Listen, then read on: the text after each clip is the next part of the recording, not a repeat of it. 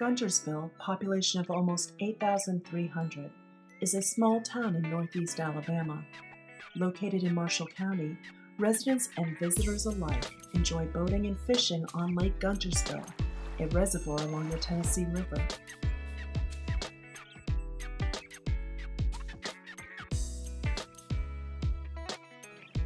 In the late 1960s, Dot Moore, a teacher, started a teen club in response to a local tragedy. It soon evolved into a community theater for children and adults. Moore christened the organization the Whole Backstage. Its primary emphasis was on community, learning, and growing as a group and as individuals. Well, actually it was founded in 1968 as a teen club. Dot was a teacher. There was an accident that claimed the lives of 3 students here in town, and an outgrowth of that was what was then called just the teen club. To me, that's really impressive that she took a tragedy like children dying and created something out of that, because I don't think a lot of communities do that, and that was one of the things when you talked about that, I hadn't heard theater serving that purpose. It's hard to describe. You really would have to have known Dot to truly understand. She was a very accepting person. Mm-hmm. She didn't care who you are. She didn't care what your problems were. If you wanted to be a part of what was going on, you were welcome. And I think from that tragedy, I think she saw the need. Then, at the time, kids had very few options for mm-hmm. things to do. Right. And so I think that was probably the genesis of her idea, was just to give them a safe place to go and be kids. Right, especially during that era. Yeah, and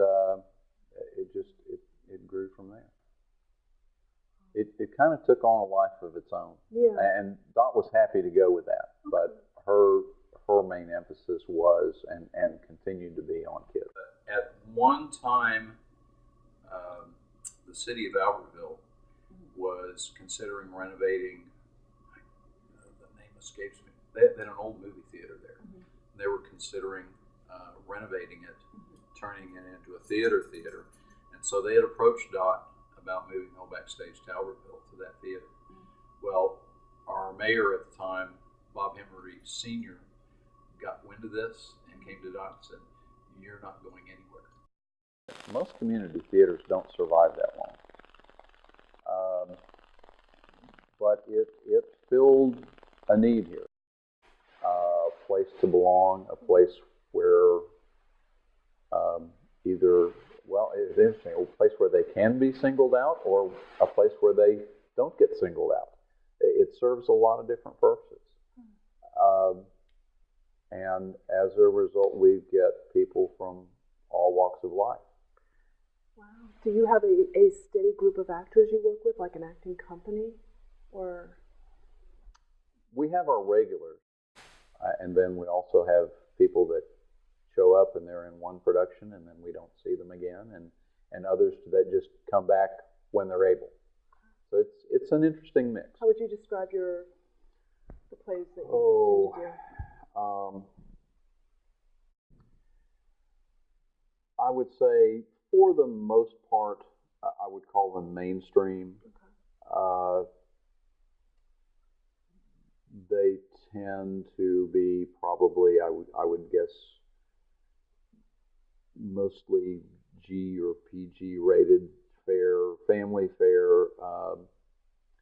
Most of the time, shows that people are familiar with to at least some degree. Okay. That's kind of a double-edged sword. That's giving a lot of people what they want and like, but as actors, as performers, you get a little tired of trotting out the old war horses and doing them all, and you want to do something new, fresh, maybe a little bit more adult. Mm-hmm. And so we do that occasionally, but I'll say judiciously. Yeah. Okay. I give our audience a lot of credit for I think they're very accepting of a lot of material, mm-hmm. or if not accepting, they'll at least put up with it. Okay.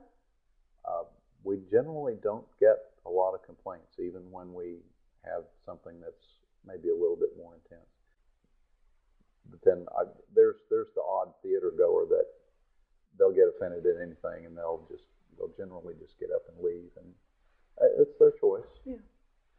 But we try to be upfront with everything. If something's maybe a little bit more adult, we tell everybody before we start. Right. So it works out. How many shows a season do you do? We do 4 regular season shows in a year, plus a holiday show.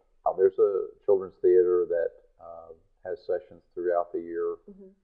I would guess we probably see maybe 300 kids in a year, counting all the programs. Okay.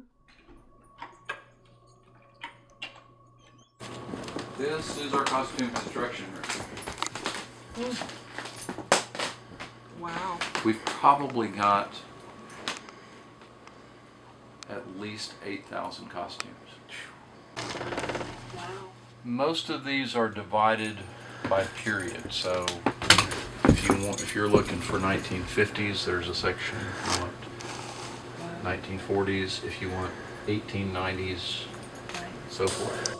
I don't remember exactly when it started, but when we finish a show, the cast comes and finds a spot in here, and everybody puts their handprints up on the wall for posterity. Cool. So you can walk through here and get a pretty good history of all the shows we've done. But really, what kind of building we have doesn't matter. Right. The theater is our people. Right. And if we didn't have enough of the right kind, I say the right kind, and if we didn't have enough good people doing this, we would have been gone a long time ago.